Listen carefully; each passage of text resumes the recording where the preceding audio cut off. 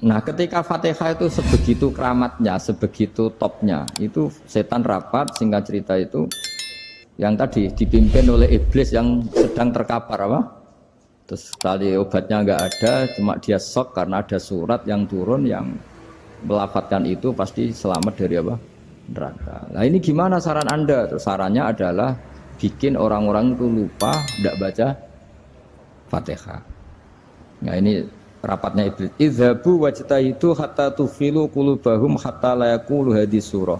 Kala yuksiru qira'ataha wa la yakunu lahum ajrun wa thawabun bal yakunu lahum adzabun wa iqabun.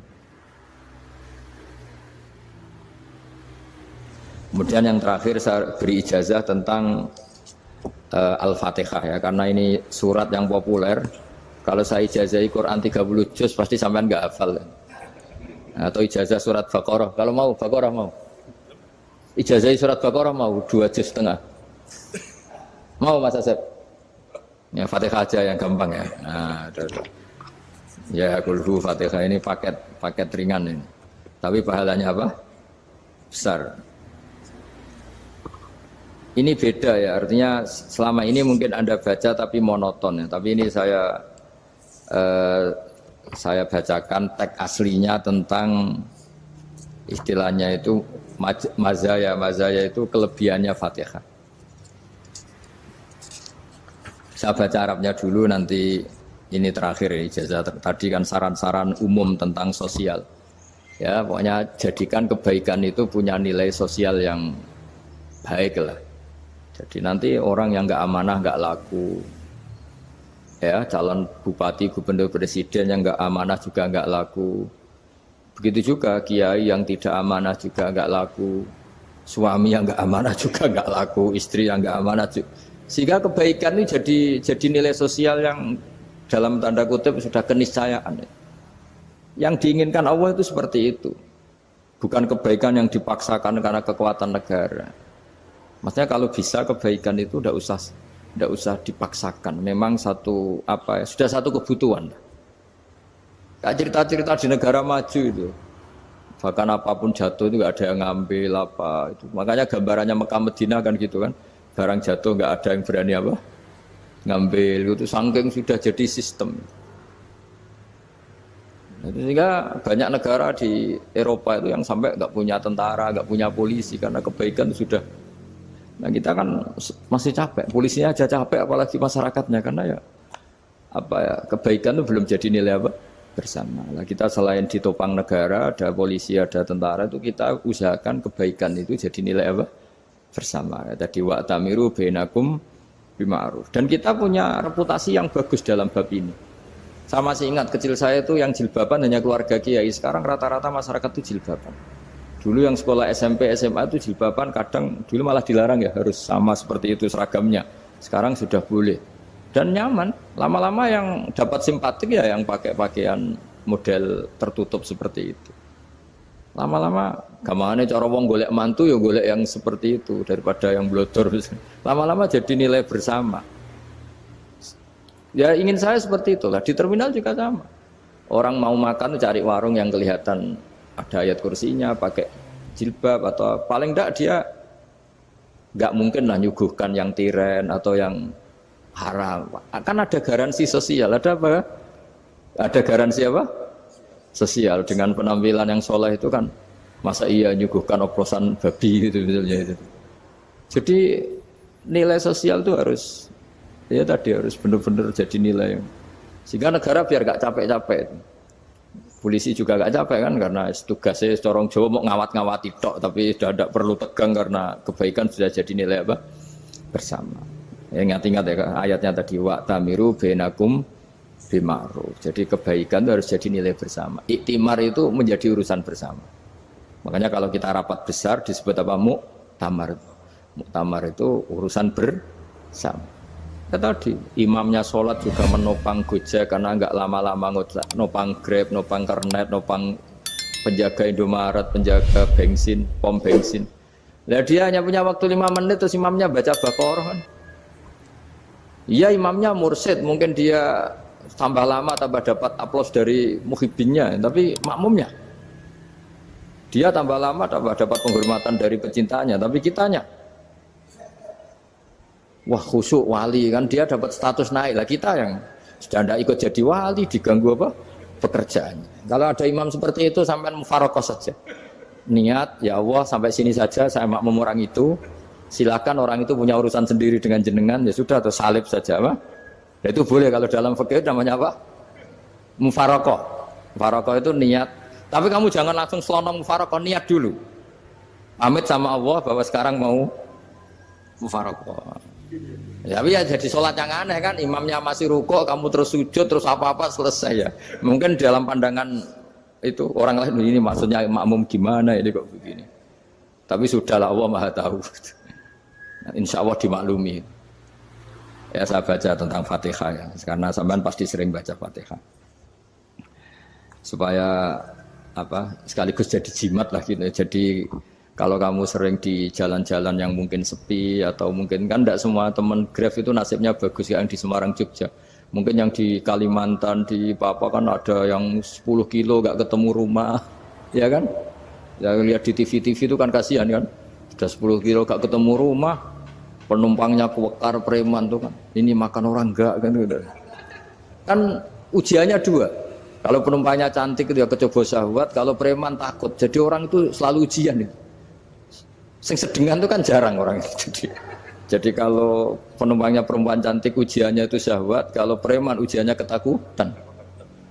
Kalau orang yang lemah bawa uang ujiannya kamu ingin garong. Jadi hidup itu memang semuanya ujian. Liyabluwakum ayyukum ahsanu amala.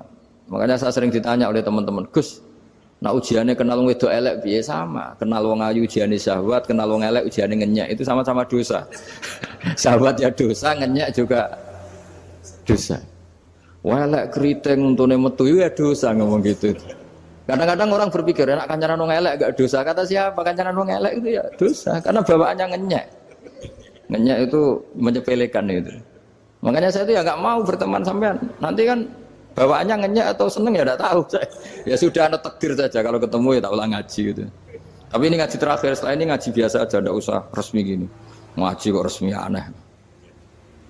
Pokoknya nanti suatu saat kalau pandemi sudah berlalu saya akan ngaji Rebone, lalu ini ngaji. Ini ngaji yang kurang bagus karena ngatur kiai kurang berkah ini. Nanti tapi ya lumayan lah masih mau ngaji. Ngaji kok tanggal ini jam ini. Sekarang suatu saat kamu tak panggil, Mas Wahyu datang ke sini jam ini tidak mesti bisa. Mungkin pas ada acara apa, oh, maaf ke sini pas ngecek pas apa. Gitu. Jadi ya sudah tapi tak maafkan enggak apa-apa. Takdir ya. Tak bacakan supaya sampean tahu keramatnya bismillah.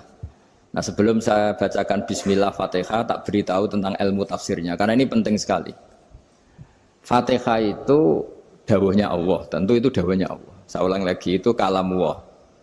Tapi yang sudah diberikan kesampaian ke kita semua. Sehingga seakan-akan itu menjadi dawuhnya kita ke Allah. Jangan salah loh ya. Fatihah itu dawuh Allah tapi sudah diberikan ke kita. Sehingga posisi kita itu yang punya itu. Nah kenapa ini perlu dijelaskan? Karena nanti ada kalimat iyyaka na'budu wa iyyaka nasta'in. Kalau itu masih kalam Allah, berarti Allah ngomong ke kamu, ngendikan ke kamu, kepadamu aku menyembah. Masa Allah menyembah kamu? Nah sehingga ilmu tafsir itu menyelesaikan itu dulu ya. Saya ulang lagi ya, sebelum sampean sering baca Fatihah, aku yakin ya sering baca. Tapi barokahnya tidak paham itu tidak pernah janggal. Enggak paham itu ya penting supaya tidak iskal, tidak janggal. Sebetulnya di kalimat itu ada yang janggal. Kalau Fatihah itu kalimatnya Allah atau kalam Allah, bagaimana dengan kata-kata iyyaka na'budu? Masa Allah ngendikan ke kita, kepadamu kami menyembah. Masa Allah menyembah kita? Maka penyelesaiannya secara ilmu tafsir gimana? Semua ulama mengatakan, bukan satu dua, semuanya mengatakan di Fatihah itu semuanya diberi kawalan kalimat. Saya ulang lagi ya, di Fatihah itu semuanya diberi awalan kalimat qulu, katakan wahai hambaku begini. Ya, katakan wahai hambaku begini. Nah, begini ini pelajaran dari Allah yang sudah diberikan ke kita. Terus kita mengatakan bismillahirrahmanirrahim, alhamdulillahirabbil, termasuk kita mengatakan iyyaka na'budu wa iyyaka nasta'in. Jangan bayangkan Allah ngendikan ke kita. Kalau Allah ngendikan kita berarti gini, hei wahyu, ihdinas siratal mustaqim, tunjukkan saya jalan yang benar. Nah nanti kamu terus, ya Allah, Anda aja minta tolong saya minta tolong siapa kan? Jadi panjang kan? Ya, saya ulang lagi ya. Jadi itu di Ulumul Quran diterangkan gimana? Sebelum baca Fatihah, ya. Fatihah itu kalamullah, ngendikane Allah, tapi yang sudah diajarkan ke kita dan sudah milik kita. Sehingga kalimat itu menjadi milik kita. Tapi ya kalamullah, tetap kalamullah, tapi sudah menjadi milik kita. Sudah paham ya? Ya pinter nah. Ya, karena kalau tanpa penjelasan seperti ini Anda akan iskal. Bagaimana Allah, iskal itu janggal, bagaimana Allah mengatakan iya anak butuh. Kan jadi aneh ya? Ya, jadi tak jelaskan secara ilmiah ya. Jadi kata ulama-ulama tafsir, ayat-ayat Quran seperti ini sebetulnya dimulai dari qulu apa? Meskipun enggak dilafatkan. Itu kan sama dengan qul huwallahu ahad Muhammad. Katakan kalau Tuhan itu satu. Ya namanya Quran itu kan kalam Allah, membina nabinya, membina umatnya. Makanya dikatakan atau enggak, di sini tersembunyi kata qulu, katakan. Ya. Jadi ya ibarat apa itu? Kamu ngajari anak kamu lah. Le, panggil jenengan bapak kula. Itu maksudnya anak itu, kalimat itu kalimat kamu, tapi kamu ajarkan ke anak kamu. Terus anak kamu bilang, Pak jenengan bapak kulo. Nah, ketika kamu mengatakan jenengan, bukan kamu mengatakan jenengan anakku, berarti anakmu itu bapakmu, kan lucu kan? Anak kamu ajari jenengan bapak kulo. Kamu, engkau, bapak saya. Terus anak kamu mengulang, jenengan atau kamu bapak saya. Berarti itu kalimat yang kamu ajarkan, tapi sekarang sudah milik anak kamu. Kalau itu kalimat kamu kan lucu, masa anak kamu bilang bapak. Nah itu seperti itu. Jadi ulama memberi solusi atau jawaban iya karena abudu. Iya itu sebelumnya ada kata-kata kulu, katakan wahai hambaku, hubungan kamu dengan saya adalah katakan iya karena abudu wa iya karena nasta'in. Terus hubungan kamu dengan saya katakan juga dalam doamu ihdinas siratal mustaqim. Jelas ya, jadi itu kalam Allah yang sudah milik kita karena diajarkan Allah untuk kita. Dong ya? Ya dong, gak jelas gak. Tapi bagus, gak jelas itu bagus. Kalau kamu jelas gak jadi digrab, jadi gubernur.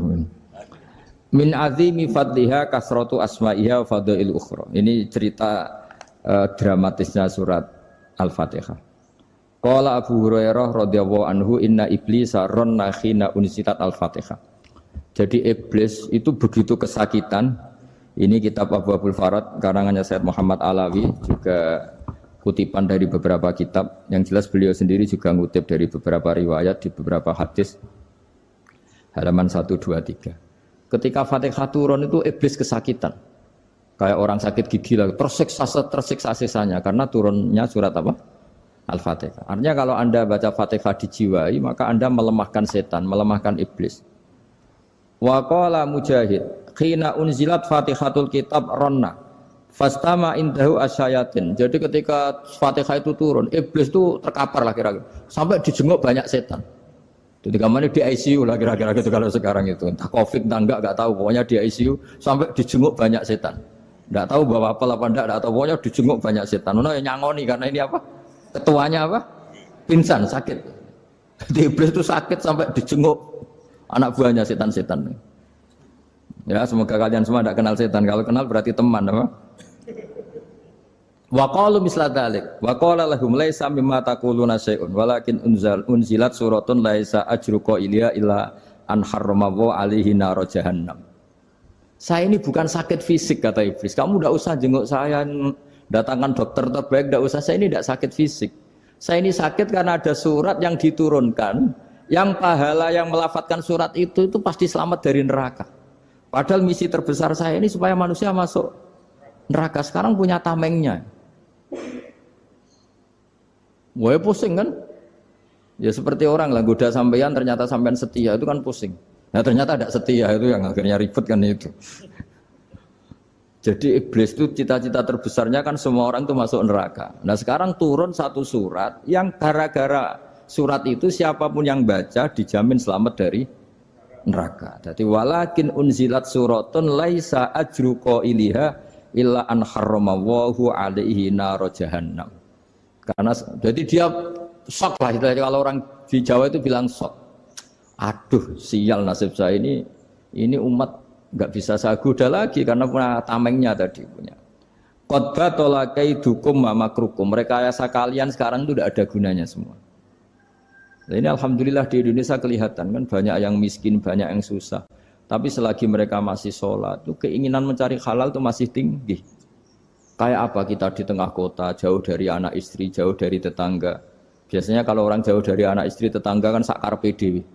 Tapi yang soleh masih banyak, sudah jauh dari keluarga tetap lurus.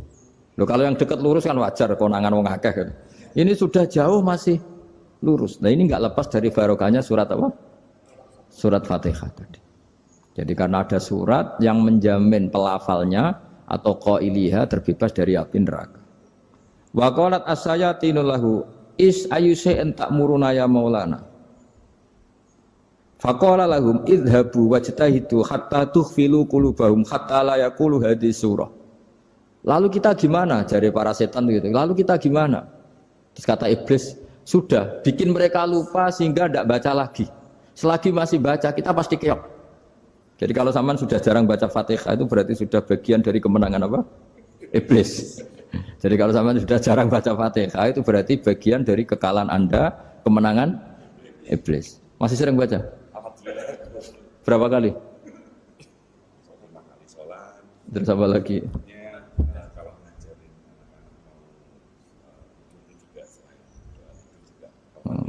Kok 5 kali tok itu? Berarti pas sholat fardu tok itu. Enggak 5 kali itu mendingan itu 17. Kamu itu ngitungnya jangan 5 ini. 5 waktu itu berarti lumayan kan? Berapa? 17 ya? Iya. 17 ya? Ya. 17 tapi kalau makmum tuh sering separuh kan, apalagi makmum tarawih. Ya kan? Makmum tarawih itu bacanya Fatihah ada yang sempurna enggak ya? Ya enggak lah. Baru alhamdulillah rabbil alamin mampu ruko ikut ruko ini gitu. Makmum kan yang tarawih lah Mas. Kalau tarawih jarang sempurna ya. Fatihahnya itu. Kan imam sudah ruko. Kamu bacanya Fatihah sampai mana tuh? Baru setengah ya. Ya paling pas tarawih aja kan enggak sempurna ya. Apalagi kalau imamnya sing kilat tuh waduh malah. Nah ketika Fatihah itu sebegitu keramatnya, sebegitu topnya, itu setan rapat, singkat cerita itu yang tadi dipimpin oleh iblis yang sedang terkapar apa? Terus tadi obatnya enggak ada, cuma dia shock karena ada surat yang turun yang melafatkan itu pasti selamat dari apa? Neraka. Nah ini gimana saran Anda? Terus sarannya adalah bikin orang-orang itu lupa, tidak baca Fatihah. Nah ini rapatnya iblis. Idhabu wajtahidu hatta tufilu qulubahum hatta la yaqulu hadhihi surah. Kala yuksiru qira'ataha wa la yakunu lahum ajrun wa thawabun bal yakunu lahum adzabun wa iqabun.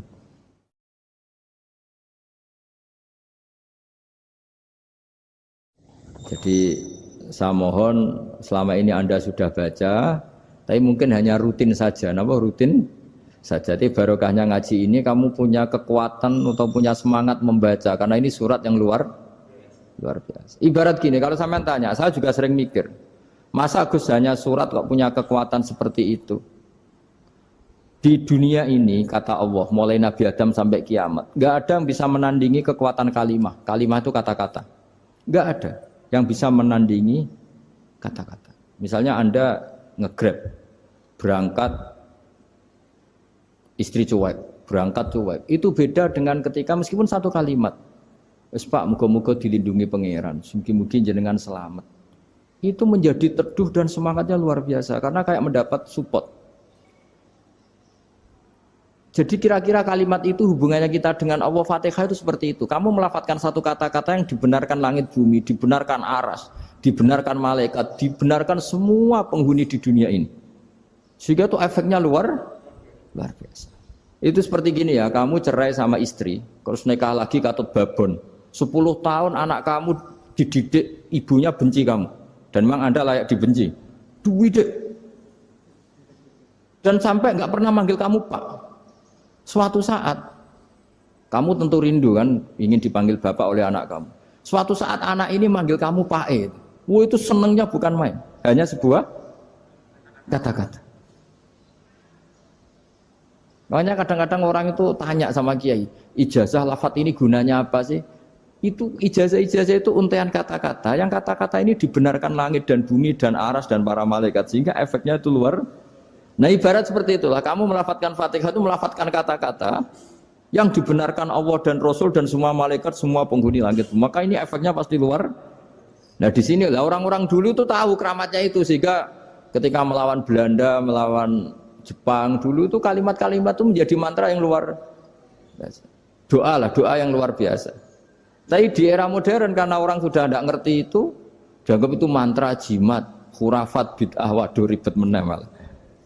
Sebetulnya tidak seperti itu. Memang kata-kata ini kekuatannya luar biasa. Sama kesakitan hati kamu juga karena itu. Ngojek wangilan.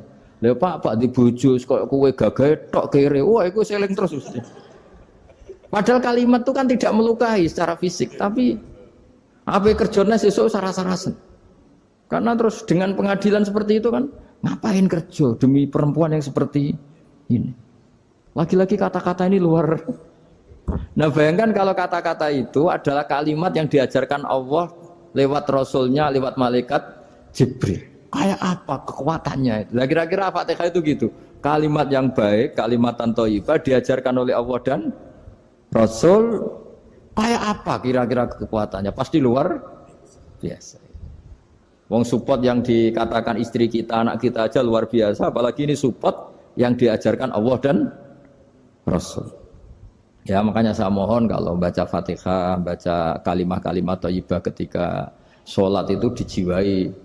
Ya misalnya Rabbana lakal hamdu mil'us samawati wa mil'ul ardi wa mil'u ma syi'ta min syai'im. Engkau zat yang layak dipuji dan pujian ini memenuhi langit dan bumi. Karena kita tahu nggak ada sejengkal di alam raya ini kecuali di situ ada rahmat Allah. Misalnya kamu bisa lewat sampai rumah saya, kamu mungkin anggap biasa saja. Coba kalau ngalami likuifaksi, tahu-tahu bumi ini ambles, bisa ngelewati yang likuifaksi itu luar. Tanyakan orang pernah ngalami likuifaksi di Sulawesi, itu melihat bumi bisa diinjak nggak ambles itu, wah luar. Zaman nggak ngalami itu sehingga lewat bumi ya biasa aja. Coba kalau ngalami seperti tidur, ya biasa aja. Coba kalau ada gempa, bahwa bumi tenang ini sudah nikmat yang luar biasa. Masa kamu ngaku nikmat nunggu digituin? Ya kan? Nah, makanya baca Fatihah dijiwai lah, bahwa ini kalimat yang luar biasa. Nah, saya teruskan. Warwa Muslimun fi sahihihi an Ibnu Abbas radhiyallahu anhuma annahu qala bainama Jibril alaihi salam qaidun dan Nabi sami anaqidan min fawqih farafa'a ra'sahu faqala hadza babun minas sama futihal yawma lam yuftah qaddu ilal yaum fanazala minhu malakun faqala hadza malakun nazza ilal ardi wa lam yanzil qaddu ilal yauma fasallim faqal absyir binuraini qad uti tahuma lam yu'tahuma nabiyyun qablak Fatihatul kitab wa khawatimu suratil baqarah. Jadi suatu saat Jibril ini jagongan kira-kira gitu sama Rasulullah. Tahu-tahu langit itu gemuruh. Langit gemuruh kata Jibril terus semuanya ngangkat kepala ke langit.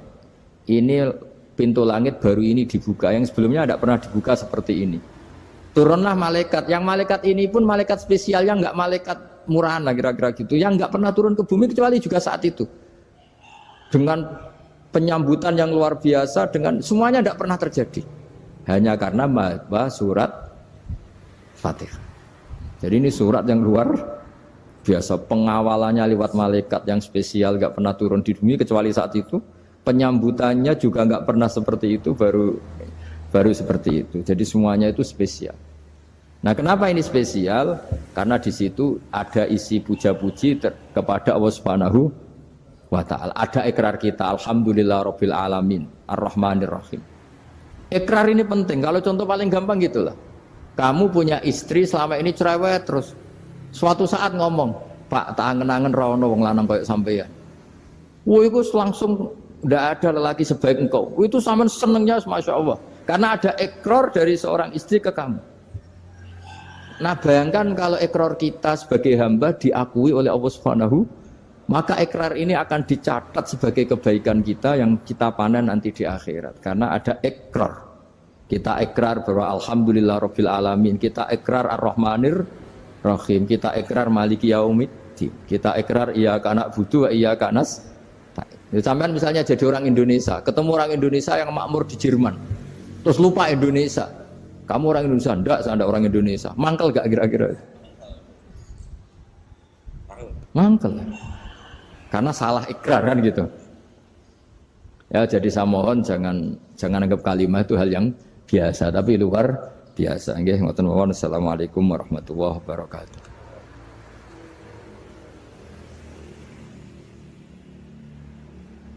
Saya berkali-kali kampanye di mana-mana lah, kampanye dan menganjurkan. Di antara catatan dalam Suhufi Ibrahim wa Musa kan ada kan di Quran itu yang dinamakan lampiran-lampiran wasiatnya Nabi Ibrahim dan Nabi apa? Musa. Itu di antara catatannya begini. Orang yang punya akal itu adalah orang yang bisa menikmati sesuatu yang baik.